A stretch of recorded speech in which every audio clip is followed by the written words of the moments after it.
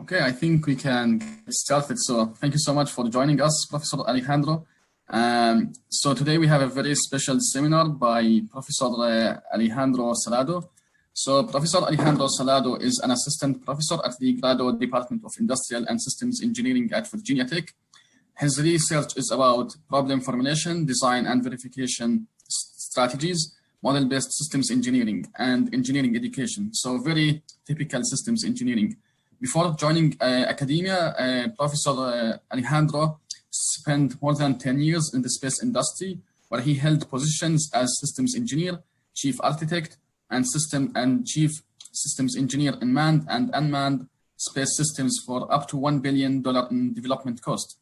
He continues to support organizations in systems engineering and enterprise transformation consulting roles, including clients such as US Army, Apple, and Thales Alenia Space.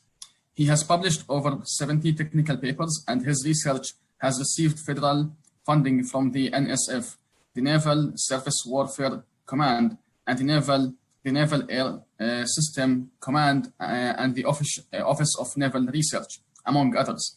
He is the recipient of the NSF Career Award, the International Fulbright Science and Technology Award, and several Best Paper Awards.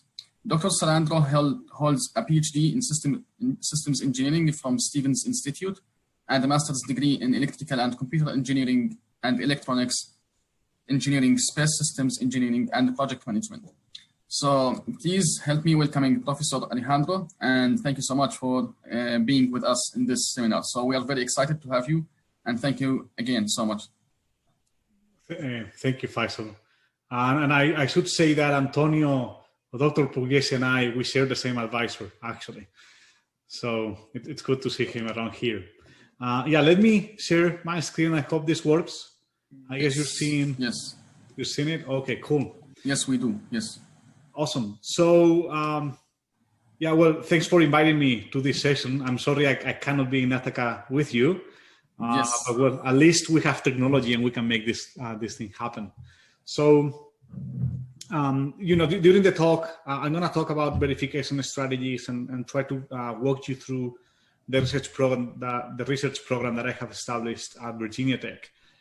Two things might happen during the presentation, actually three things. Number one, that I speed up a lot. So please, I have all your faces. Give me an indication to speak more slower if that happens. Second thing is that you do not understand some of the things I say because of my thick accent. Please ask me and I will try to say it differently. And the third one is that I'm working from home. So you may hear a baby crying. That's my third son. If that happens, well, maybe he's missing the talk also. So let me begin with a question that actually, you see, before I begin, just some disclaimers. I'm going to show work that has been funded by NSF in this case. Some were funded by the Naval Postgraduate School. And, you know, this is to say that if I say something that is inappropriate, that is only my fault, not of the sponsors, okay? Now, with that, I want to begin with a question that I always ask the audience when I present on verification, and is, you know, what is the hardest thing that you believe engineers do? And usually I make a poll with the audience and all this, but given that online that's more difficult, I'm gonna tell you what is typical answers I get. Some professors would say, oh, the hardest thing that engineers do is differential equations. Some of the people, the students might say, the most difficult thing is to talk to people. And it's like, well, yeah, I understand why you came to engineering, right? So you usually get these things, you know, partial derivatives, working too hard. And my answer to that is that really, in my experience, the hardest thing that engineers do is this. It is signing. And most people in the audience get like, what? How is that difficult? And if you want to understand why signing is really the hardest things that we do, think about that phone, okay? And you can see there that I'm not talking about the Galaxy Note 7, I'm talking about the Galaxy Note 8. So you may know the case of the Galaxy Note 7, it goes out of the market. There are a few problems with the battery. It basically gets on fire on its own. And of course, that was a big hit for Samsung. But now think about that battery engineer in the Galaxy Note 8 telling their boss, yes, boss, this battery is not going to explode. Okay. I am signing that this is going to be all right. Well, that's hard to do. Okay. And this is why for us, when you sign off the engine of an airplane that is going to work and it's not going to fail, you are signing off the thrust profile for the rovers that goes to Mars. We are signing that thing off. We're saying, based on my engineering judgment and all the information I've collected, I believe that yes, this thing is ready to fly. And if it doesn't, well, there might be fingers pointing at you that you make the right analysis, that you make the right call because you are the expert, okay? You govern that decision. So this is why I find verification interesting, because all those signatures you see there, all the go-aheads that we make are based on verification evidence. We run analysis, we run tests, you evaluate all that information, and based on what you have, it is your engineering judgment to recommend go A or go B. So now resources are limited. We cannot do everything we want to. So effectively, we have to choose what attributes of the system we're going to verify and which ones we will not. When are we going to verify that? Very frequently, just at the end, just at the beginning. The level of encapsulation at which we will make that verification. Is the component level good enough? And then I believe that the behavior that will exhibit at system level is going to be okay. Is the system level good enough and it gives me sufficient visibility on the inner aspects of the component? I have to make that choice. And finally, when is it good enough? When do I say, yes, we're good to go? Now, when you go through college, all things that we, all knowledge that you get of verification or testing is to go to the lab and they teach you how to use an oscilloscope. That's about it. But actually, we are not taught when is evidence good enough to move forward. So that's what designing a verification strategy consists of. I choose what to verify, when to verify, where, and when do I finish. In practice, this is done. It looks something like that, okay? You have a number of attributes, you have different development stages, and you choose to do different activities. And of course, this is a simplification, okay? You might say, well, I'm going to, early on, I will do an analysis of the mass, and then later I will do prototype testing, and then in the final product, I will do some analysis and test. And you have different, again, encapsulation levels, right? And if you look at a verification plan, a verification matrix in practice, it looks something like that. Of course, a little bit more refined, but in essence, it is the same thing. The interesting aspect is that when you look at how this matrix, how this plan is formed in industry, it is based on two things: gut feeling and standards. There is no quantitative method that is used to inform the choice of the activities, okay? Now, when you think about an airplane, when you think about a train, it's weird, but that's how it happens. There is no quantitative way to do that. It is, again, based on my gut feeling, based on my engineering judgment that I think it is too risky not to do this test, or this test, I don't feel it is necessary. So part of my research program is to change that, okay? What I'm interested in doing is, can we improve the way in which we design verification strategies? Because once again, the resources we've got are limited. They are not infinite. So you want to make sure that at least out of those resources that you invest, you get the maximum out of them. And in order to solve this problem, what my research program in BMB does is to try and look at it from multiple perspectives. We're doing some research on the theory of BMB. What do they really mean? What they are? Can you measure it? What is the meaning of evidence? We're looking at quantitative methods. How do you compute optimality? Can you actually even compute optimality? How do you choose one? How do you contract different activities? We look about the people effect. What is the role of the engineer that is interacting with those, deciding what verification activities to do and reasoning with the verification evidence that they collect? And then finally, we are trying to see the connection to other activities in the systems engineering effort. Verification does not happen in isolation. It's part of an entire development process, development strategy. So in order to align our understanding I want to begin with definitions, okay? Because verification and validation, they may mean completely different things to different people. And I'm going to start with the traditional one that INCOSE and some other organizations use, which is verification are those activities that answer the question, are we building the thing right? And validation answers the question, are we building the right thing? And I really love these definitions because they are really, really easy to get, right? It's like, oh yeah, the bulb lights, it's easy. But actually, when you get into practice, they are difficult to operationalize, right? It is really easy to figure out it here, but when I give you a test and I ask you, is this test informing verification or validation, things start to become more intricate. And what I want to show you is, again, my own framework of how I interpret them so that it helps you understand the rest of the presentation. And I start with defining systems engineering. So what you see now on the slide, that is my personal definition of what systems engineering is. It is about it's about defining and applying technical strategies to be successful in developing systems. Okay, that's, again, my own definition. And just for setting up understanding between us. And based on this, I basically say that every activity you do as part of systems engineering will have at least one of the following four effects. One is that you define an order in the solution space. When you define a requirement, for instance, you're basically saying there are some solutions in the solution space that I like, there are some of them that I do not like. If you define an objective function, what you're saying is there are some solutions that I prefer over other ones. The second activity, the second effect that we have is that we modify the content of the solution space.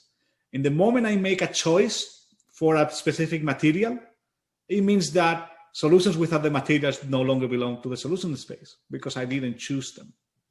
And then there are two other activities which have to do with uncertainty. One is that I may do activities that help me predict the order in the solution space. I know which solution is better than the other one. And the other one is it helps me predict what's inside of the solution space. I'm being very theoretical now. So any systems engineering activity I may think of, it will be at least one of those, it will have an effect that will be at least one of those four, okay? Now, I can take that and bring it into a value-based context. So that's an equation. I'm not going to have many equations here, and it is purely notional. So what I'm saying is, when I'm doing systems engineering, I'm interested in gaining expected value. Let me see if I can have the pointer here quickly. Not there. Okay, so I have an expected value of my system given a set of preferences at a given point in time, because my preferences may evolve, the system may evolve, and so forth. And that one is governed by, and sorry because I have your faces here and I have to move you around. Okay. It's going to be a function of the attributes of the system at a given time, the confidence I have on those attributes to be exhibited, because remember, I'm working with expected value. When I'm designing a system, I don't know what the future holds, so there is uncertainty, and I've got my set of preferences, okay? And when you look at the different four activities, what it basically means is that I set the order by understanding the preferences and the function that links system to value. I modify the content by modifying the attributes of the system. I predict the order of the solution space by looking at that function that relates preference attributes to value. And I predict the content of the solution space by thinking about the confidence on those attributes of the solution. Okay, so that's, again, just a general framework for today. So I can use this to explain what verification and validation are. And in my frame, verification activities are those that take care of the confidence on the system attributes, and validation activities are those that address the confidence or the prediction on how those attributes relate to value. So using epistemic logic, I can define, and I will define for this presentation, that a verification activity is any activity that you do that gives you knowledge about the system itself, okay? And validation will be any activity that you do that gives you knowledge about the value function. That's it. If you use requirements and stakeholder needs or something like that, it is similar. If you are gaining knowledge about meeting system requirements, you will be talking about verification. If you are gaining knowledge about meeting stakeholder needs, you will be talking about validation. That's my framework for today. And in this specific talk, I will focus only on verification, not on validation. Okay, I'm going to talk about strategies to gain knowledge about the attributes of the system. So in order for me to choose a verification strategy, I need to have a metric. What is it that I care about to choose a verification strategy? And there are three main components. One is, as I said, that the verification strategy shapes my beliefs. It shapes the confidence that I have on certain attributes to be exhibited. So that's one effect. Now, the second effect is that verification activities consume resources. So yes, I gain knowledge, but I invest resources. So those two things will be two aspects that I need to balance. And then the last one is that there are some cases in which the activity itself has inherent value for someone. I've been in projects, and you see that quotation marks there. That's a real project I've been to, where we would talk to the customer. We would say that, you know, doing this does not provide any new knowledge. It doesn't help us verify the requirement or not. And the customer said, yes, I know, but I still want to know it. It gives me pleasure. Okay. So there might be cases in which the verification activity itself is a valuable element in your development. Now, because those are minimal, as part of this discussion, I will only focus on those two. Okay. What is the balance between shaping my belief and gaining confidence and investing resources in achieving that? Sorry that I drink. I've been talking since 8 a.m. So, what is the current paradigm to design verification strategies based on that? Once again, we've got limited resources and we have to decide what activities we do. And the current paradigm is static in nature. At the beginning of the development, based on the conditions of the system, the things that you don't know and so forth, you choose a number of activities that you will do with time. Okay. And you will give a contract to a company so that they develop that system using those verification activities. That's closed. And what happens is the following. If you reach a point in which an activity is not giving you sufficient confidence, you need a new activity. But guess what? That was not part of the contract. So you need to pay extra. But at the same time, if some of the activities go better than you expected, and now your confidence is higher than you expected, and suddenly some activities are no longer needed, it doesn't matter because you've been paid to do that activity still. So it's not that you save money. Okay. And this is the current paradigm. Completely static. You predict a specific strategy and you go with it. And in the literature, you will find some examples, some quantitative methods to optimize verification strategies in this way. And the way they do that is by doing the following. They say, well, I'm going to choose a strategy such that it minimizes a cost function. And that cost function it has three main components. There is a cost to execute the activity. I have to pay. If I want to do a specific test, I have to pay for the room. I have to pay for the people conducting the test. I have to pay for the equipment. There is a cost of correction. There is an expected cost of correction. The activity may go wrong. It may show that the system has a problem, and now you need to correct it.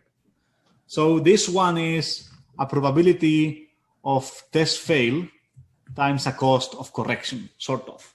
Okay. And then the third one is an expected cost of failure if you do not do the activity. The assumption is if you do not do the test activity or the verification activity, there might be an inherent problem. There is a probability of an error that you did not discover, and there is a cost impact of doing that, of deploying the system with that error, right? The customers don't like it and they return it, the system explodes, and there are some consequences. That's the state of the art before we started our our research program in verification. And this approach, all the approaches are based on this concept. I'm sorry, what is the meaning of the different colors in the dots? Sorry, again? What is the meaning of the different colors on the dots? Okay, so the meaning is that, so you have no verification and two types of verification activities, right? And you decide at time zero, basically, you decide that you will do you will do this activity. At time 2, you will not do any activity. At time 3, you will do this one and this one. At time 4, you will do that one. Okay. Oh, I see. Yeah, right. And then what happens is that at T1, you execute this activity, but you get a lower margin than you thought. And that means that because of that, you want to do this activity now. Mm-hmm. But guess what? You did not plan for it. So it's not in your budget. And because it is contractually committed and so forth, now you have to pay extra. I see. Okay, thank you. Okay. And the opposite happens here, right? It's like now you do this activity and your confidence is really high. You don't need this, but guess what? You've been paid already for that activity, so you cannot save it. So now in this context, with, again, these assumptions, with this approach, there are two specific assumptions which are very strong. One is that sequence is irrelevant because you see that this cost of impact is defined on a given verification activity, and this cost of rework is defined on a given verification activity. And that assumes that the effect of verification is separable. Okay. The value you get from a verification activity is the same regardless of the verification strategy in which it is executed. Okay. And those two assumptions, the problem we have with them, and that's now, I'm going to start to talk about the work we're doing in our research program, in our lab, is that those two assumptions are extremely unrealistic. The effect of verification is non-separable and sequence is not irrelevant. And I'm going to show you that with a very simple example. Take a system and a model of that system and two properties. One is the physical properties of the model, and the other one is the mass of the final product. The model can be a prototype if you wish, okay? And you have two verification activities. One is that you measure the mass in the model, you estimate it, or you measure the prototype. And the other one is that you measure the mass of the final product. And before you have done any activity, there is an information relationship between them. If I know the mass of my model, it somehow tells me something about what the mass of the final product might be, right? That's why I have the model. If I do the mass of a prototype, it gives me some sense of what the mass of the final product will be. That's why I do the prototype. So the information on P1 of the model gives me some information about the final product, and therefore, when I execute V1 through this link, it changes my confidence on the final product. But what if you measure the final product before you measure the model? Well, if I know the mass of the final product, I don't care what the model told me.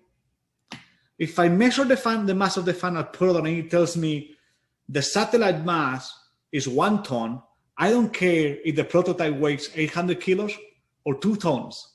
It will not change my confidence on the final product. It may affect my confidence on the design process and so forth, but it will not affect whatsoever what I think of the final product because I have measured the final product. So all those quantitative methods that we had, they're conceptually flawed because this means that the value that I would get from a verification activity depends on what I know at that point. If I do V1 and then V2, V1 has a different value than if I do V2 and then V1. Sequence has an effect, and therefore I cannot separate verification strategies from its own verification activities from the verification strategy, right?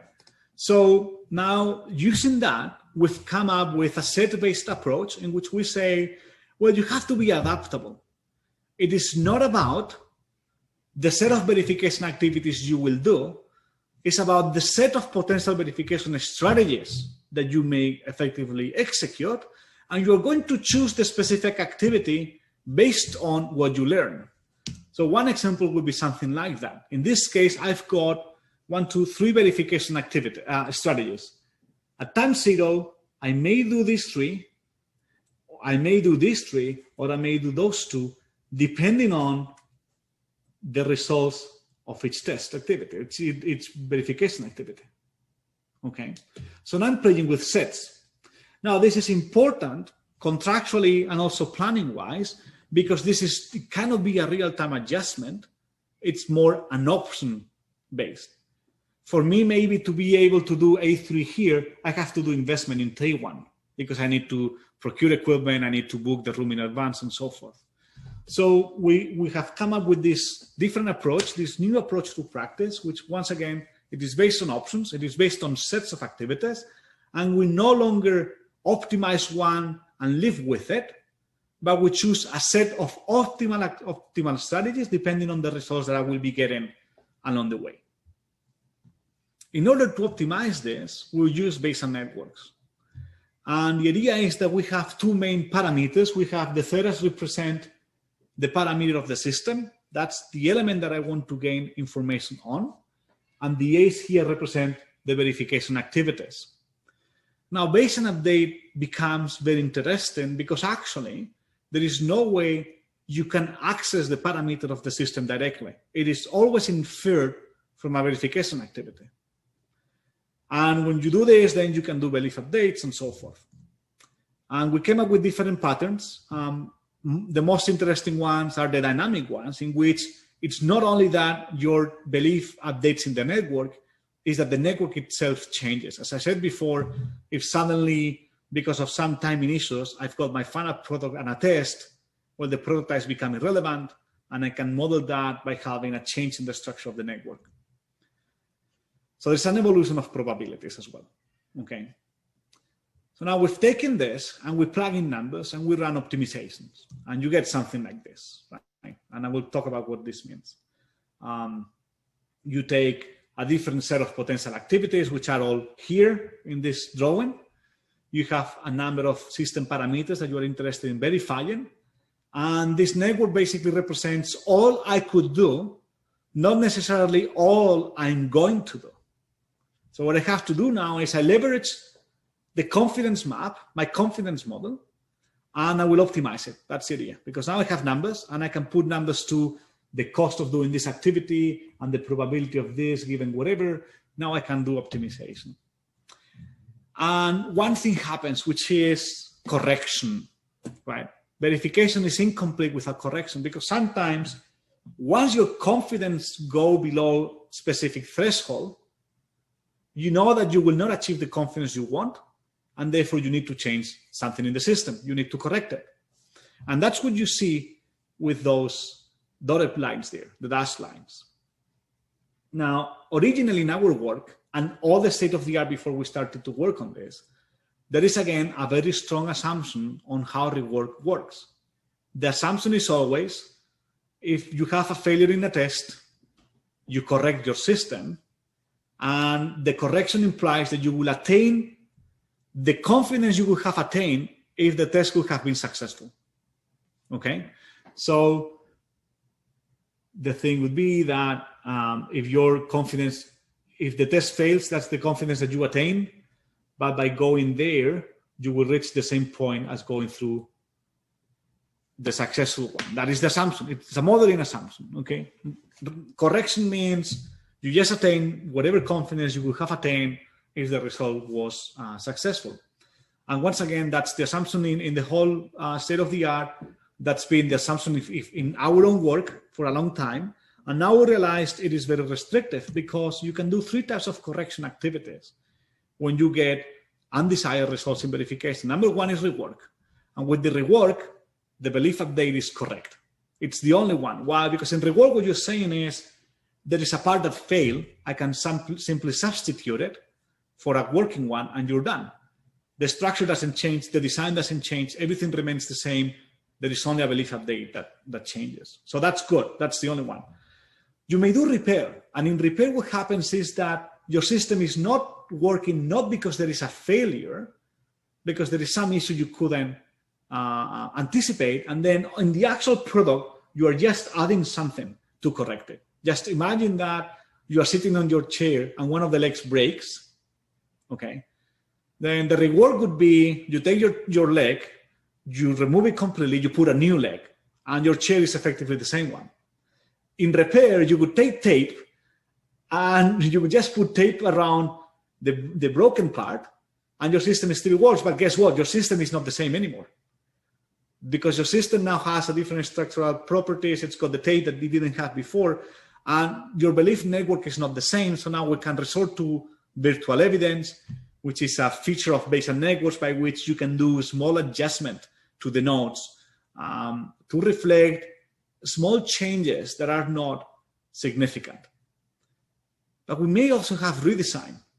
We designed the chair to have 4 legs or 3 legs. It was not enough. We need a 4th one. And guess what?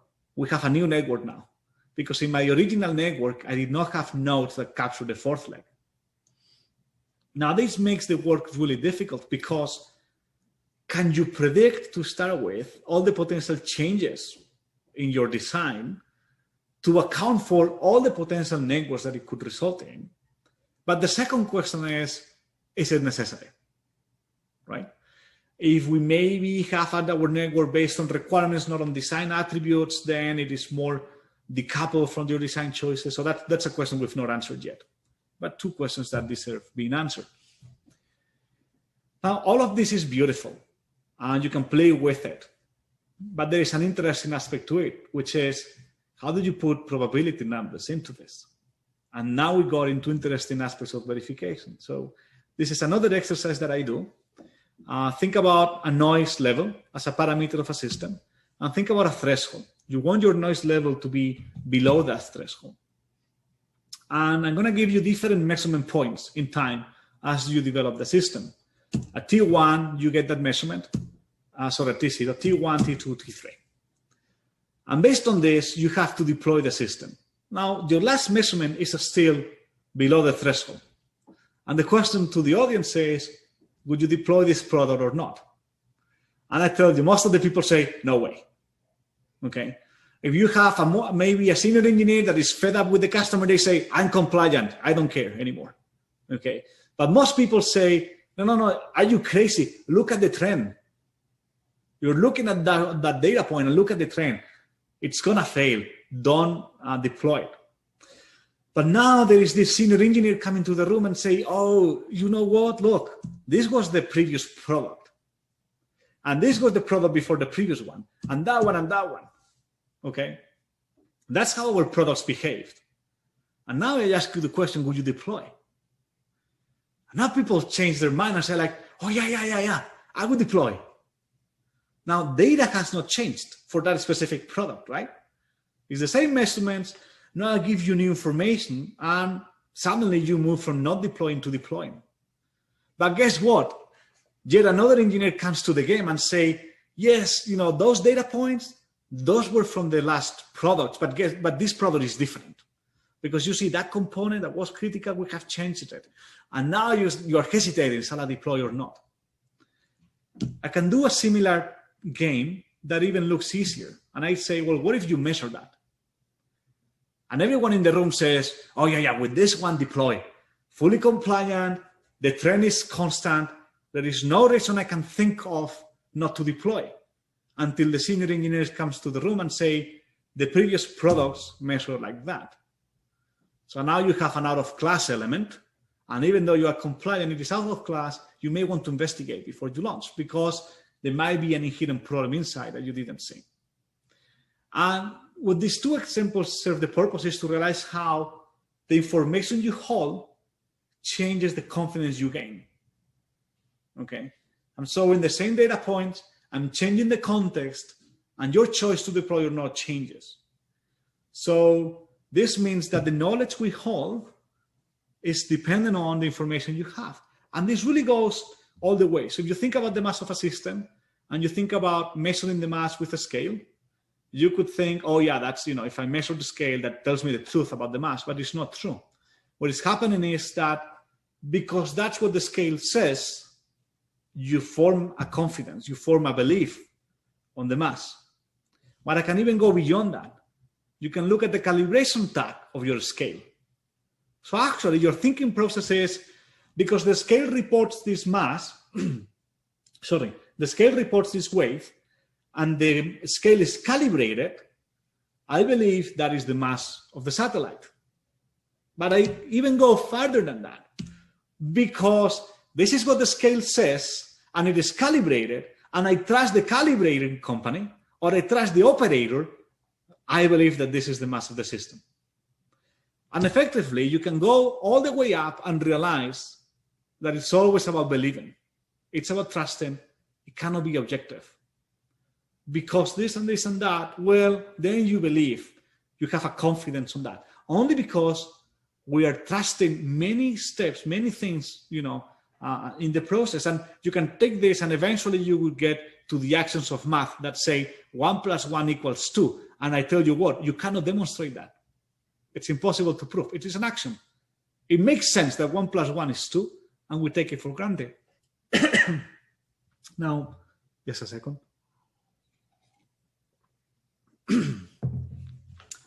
Someone might then say, sorry, well, if you manage to align what everyone knows, then we would inform our belief in the same way. That there is even one additional aspect to this. What I'm trying to draw there is a telescope. It's an optical instrument, and you have a sensor there and the telescope, and it's gathering light from the Earth. And you have a requirement for a field of view, right? So the system says you must be able to measure from that point to that point. And I ask you now, well, prove to me that you can actually measure inside. Would you measure those 2 points and you'd be happy? Would you also measure the point there? Would you maybe measure points outside? Would you measure all of those points? Because I tell you something, the field of view is infinite. How many points do you need to be confident that you are keeping the performance in the whole field of view? And I'm sorry to tell you, there is no scientific way to inform that. It has to do with your belief.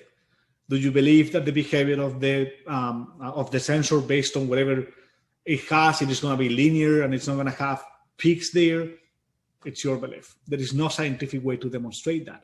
So when I am deciding the extent of my verification activity, there is no scientific way to say 1 point, 2 points, 100 points are sufficient. It's got to do with what I believe. And that brings a really interesting insight to the field of verification, which is verification is never objective. And the confidence we gain is not objective, ever. We will never be able to be objective about gaining confidence. And that means that, therefore, verification itself is not objective. It is only an agreement. We agree that when you've done this, you have done this, and I've looked at this reference, we both, at this evidence, we both agree that we're good to go. But it is not objective. It is the subjective interpretation of the engineer. The good news is that then we can leverage that, we can embrace it. So when we go back to practice, the idea is that there is no point in negotiating activities from a technical standpoint. We get into the field of incentives. There are some other aspects that we can play with to convince an organization to run an activity or not. And we are now modeling, we are doing multi-scale decision modeling. You don't need to understand the whole diagram, but basically what we are modeling is how you can incentivize organizations to run the tests that, or the verification activities that are going to be good for you. Because again, it is not about technically negotiating, it's about making it work for both actors in the game. That's what we are after.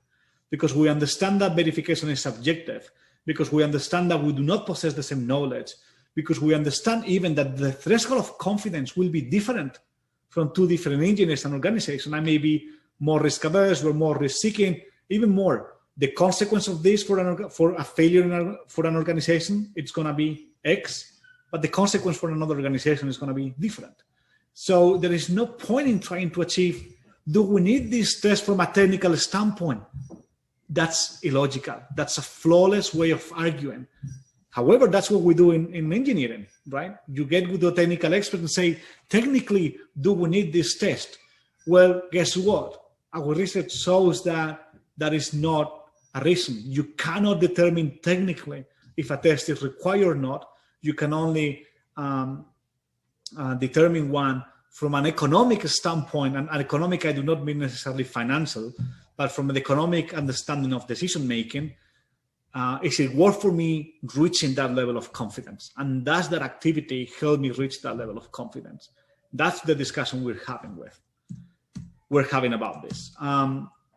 So again, we move from what happens when we do not bring incentives with bringing incentives, and there are a bunch of theorems and proofs and then simulations you can do to figure out when it is worth for you to just go without verification, when it is worth for you to do it yourself, when it is worth for you to pay someone else to do it, okay?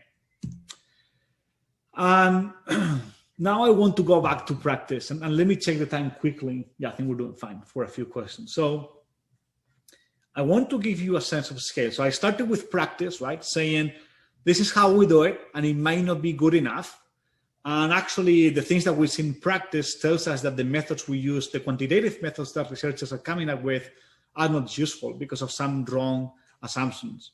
And let's develop methods that can quantitatively support the engineer in designing a verification strategy.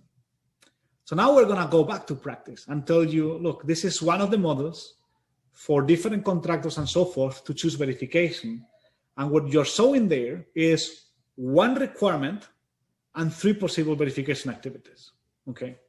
And that's how the model looks like. Again, 1 requirement, 3 possible verification activities. Now, this is a simplified view of the mental model of 1 requirement and 9 possible verification activities. This is the entire Bayesian network for that, okay? This is how it looks like. And I don't know if you're familiar with real systems or not, but I've taken a TTC, actually it's a TTC subsystem, a real one that I have here. I have the spec for a TTC subsystem, a real one for a satellite. Some of you are from aerospace, I think. And I'm going to tell you what you see in that spec. You see 4 applicable documents with requirements inside of them, 78 normative documents with requirements inside of them, 166 unique ID requirements that are not necessarily granular. They may have many parameters in them. And I tell you something, the DTC subsystem is not sophisticated at all. It is a pretty damn subsystem. You get this radio frequency signal, you give it to me at the output. It's a very simple conversion, okay?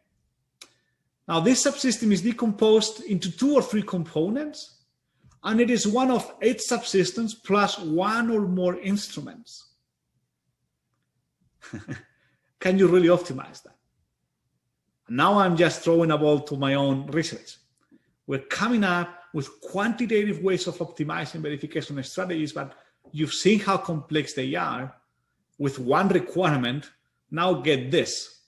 And I'm not even telling you the amount of possible verification activities you could come up with. So can you actually characterize that? Can an engineer make sense of how all these things come together to come up with confidence level as a function of test results depending on the type of test? It is difficult. So the next part in my research program is, well, we still do it. So how do engineers do this? And don't get me wrong, okay, I'll go later to that. And, they may use goes, no goes, right? They may do separate, they may be able to do separability because of whatever some rules that we can leverage. Maybe there is low granularity on the requirements that you verify, and you just verify sets of requirements at the same time. Or you have low granularity on the verification aspects of it, right? There might be aggregation stuff. So for sure, we still do this in real life. And this other part of my research, which is just starting, is looking at, can we learn something from how engineers reason through evidence to simplify the problem, to reduce the tractability of the problem? And what we're doing is we're looking at actual requirement sets, we're looking at verification matrices, we're looking at verification reports, and we are creating the structure, right? We are not eliciting this from the engineers, we're going to the actual documents, we're going to the evidence, and we're creating the knowledge graph. And then we use that to find sensitivity patterns. Are there points that even though they still use them in writing, they do not really play a role in the overall confidence? Or are there events that drive the confidence significantly? And we plan to use that with games to see if we can predict behavior. Because if we do that, what we believe is that, and just get this, a team of engineers handling all that complexity, it is questionable if you can cognitively do that. I don't think you could. And the result is, because you cannot cognitively manage all of that, you end up being risk averse, and risk averse means inefficient. But don't get me wrong, the purpose is still to be normative. We're not trying to just decode how engineers do it so that we replicate it. We're trying to decode how, the cognitive shortcuts that engineers do so that we can apply them to our normative approaches. Okay. So with this, I go to concluding. If it is so difficult, my first conclusion is, why the heck did I start doing this work? It is too complex. It is too difficult. It looks like there is no end game to it, But at the same time, I'm really glad that I started it, because honestly, beyond the difficulty to achieve true optimization, by trying that out in toy cases, what we're finding out is very fundamental theoretical constructs for verification that are still useful for practice. Even if I cannot optimize one, the fact that I can tell an engineer, do not negotiate this technically, think in terms of programmatics, it improves practice significantly. And at the end of the day, that's what I want my research to do, it's to improve practice. So yeah, maybe in 20, 25 years, we can optimize fully. That's what we're working. But the beautiful thing is that regardless of how difficult that is today, we are already seeing patterns and insights that are useful for practice. So I just finished by saying that I hope that you've seen how it's important to touch on different aspects to the problem so that it is meaningful, but at the same time, how they inform each other and how things connect. So with that, I thank you for your time, and I'm open for questions. I think I've got some time for them. Thank you so much, Professor Salado. And yeah, this is a very nice presentation. Yeah, please, we do have some time for the questions. So if anyone has a question, just please unmute yourself and go ahead and ask, please.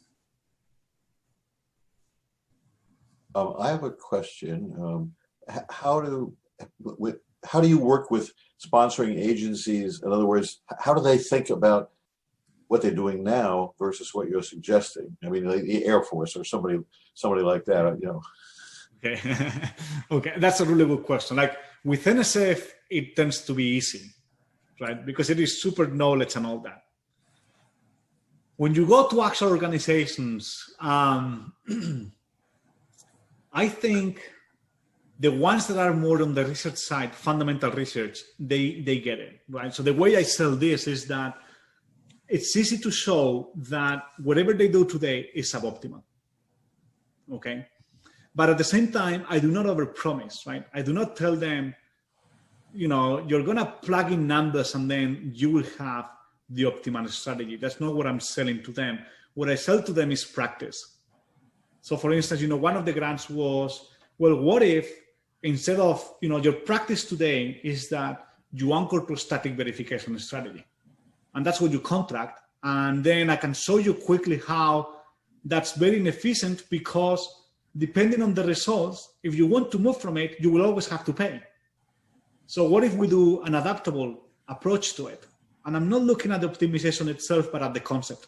I, of course, do the optimization to demonstrate my point, but not so that you adopt the optimization method, is so that you adopt the conceptual approach of, let's not buy all the activities yet. Let's play as we see. And that's how those organizations react positively, because I'm not selling something that it's clearly impossible today. I hope I answered your question, Al. Yeah, well, I guess I would say, do they, in your typical interaction, do they then, go and look back and make changes, or do they sort of throw up their hands? That's good. I think, how to put this? It's interesting that the impact in the organizations from this research come through consulting, not through the research itself. Okay. So I mean, of course, I learned with this, and then I go do consulting in some organizations, and usually the consulting is for people that do operations. They are working. They are not in R&D, and they want the key message quickly.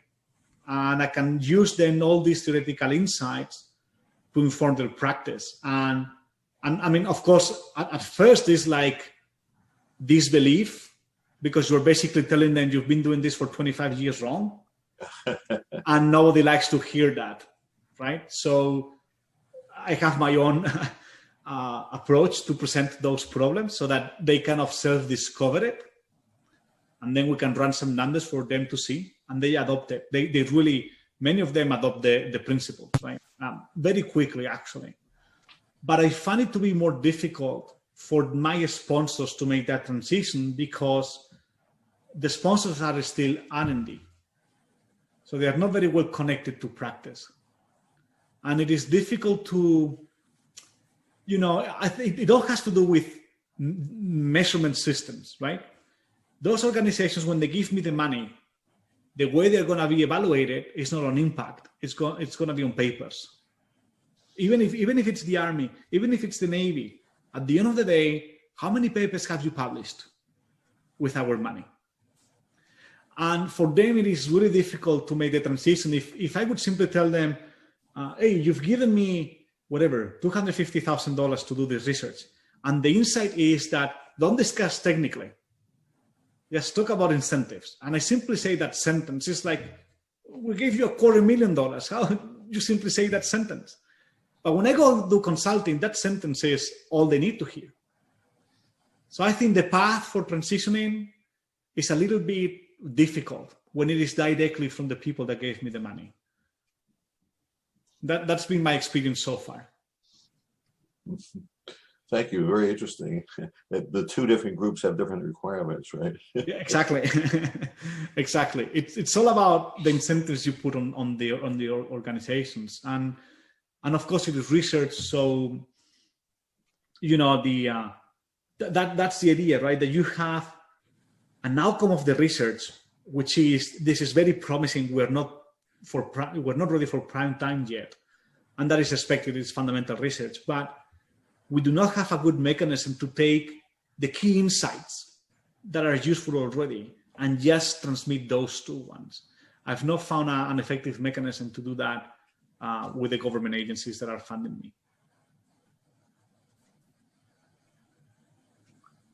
Thanks.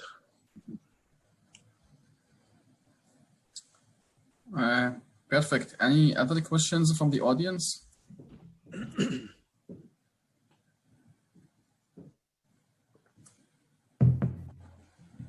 I have a question.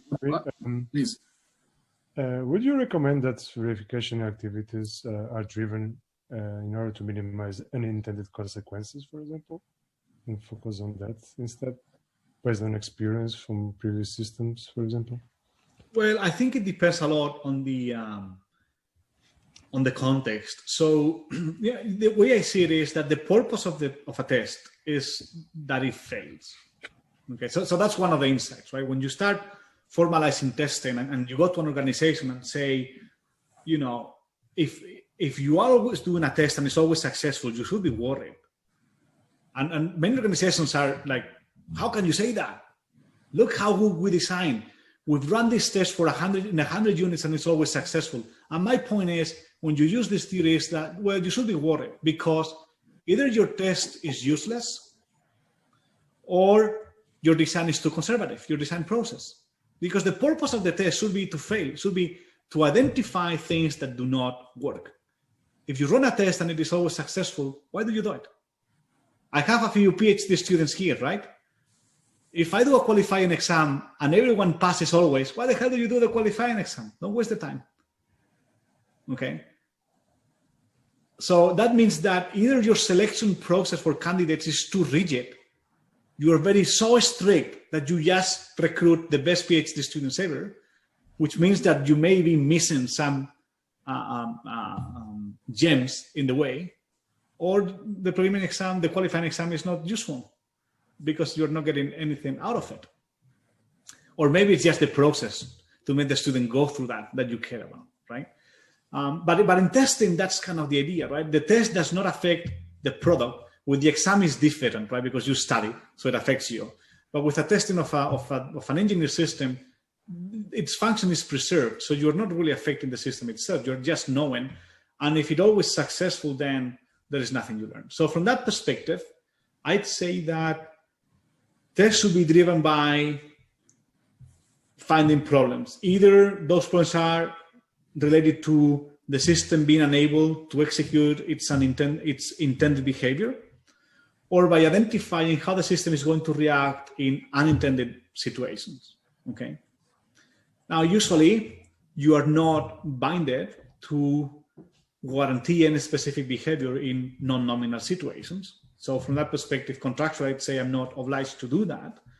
But we also know that when you are designing systems, every system you design will create new problems, right? So you're designing a system to solve a problem, but we must understand that every single system will create new problems. And if you do not test for learning what those problems might be, you may end up with a solution that is worse than what the problem was initially.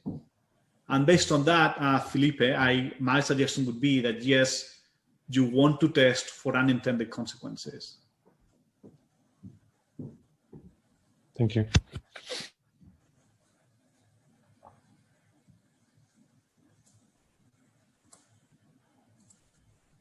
Okay, anyone else? I think we have 4 minutes. So my only question, Professor, is that for the optimization problems, can you tell us more about, like, is it like multi-objective or like single objective? What are the performance that you look at in the optimization problem? I know you talked about like showing the incentive. I would imagine this is economic incentive when you talk to companies, but the optimization problem that you solve, is it always just like economic performance or like incentive, or it is something that is like multi-objective and you have different trade-off and different performance measures? Can you maybe tell us more about that, please? Absolutely. At the moment, we are only considering single objective. And why is that? Well, it is because if you think about the purpose of verification, the only purpose it has is to gain confidence on the system exhibiting something. And we can convert that thing that you want the system to exhibit, you can convert, it's a single metric, right? I mean, even if you could say, I have multiple things that I want my system to exhibit, well, you can convert it to one, you know, and this is why we look at expected value, expected reward, doesn't matter. I do not like to even talk in terms of financial aspect only.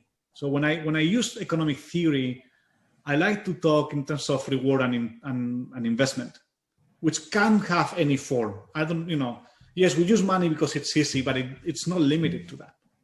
Okay, it's not limited to that. I still think that if you're designing a system for a private company, money is a good surrogate because that's why they're in business. So why not? But yeah, we use single objectives just because you know the purpose of verification is so 3 reasons. Number one, purpose of verification is to gain confidence, and confidence is a probability. And from decision theory, you do not optimize for probabilities, but for expected value that the probability leads to. Then number two, verification consumes resources. It's an investment, time, money, you name it. So you can convert it also. And number three, even though there may be inherent value in doing the verification strategy activity, because it is irrational actually to do that, and it is so you hardly see that actually. Like you can really negotiate that thing out. Then we can stick to those 2 things: probability and investment, and consequences of you achieving certain performance or not. Then we can just simplify and do expected value. Okay. But I think all our models would be scalable to multi-objective if that is something you would want to explore. It doesn't limit that. Okay. Thank you. Thank you so much. Okay. Anyone else would like to ask?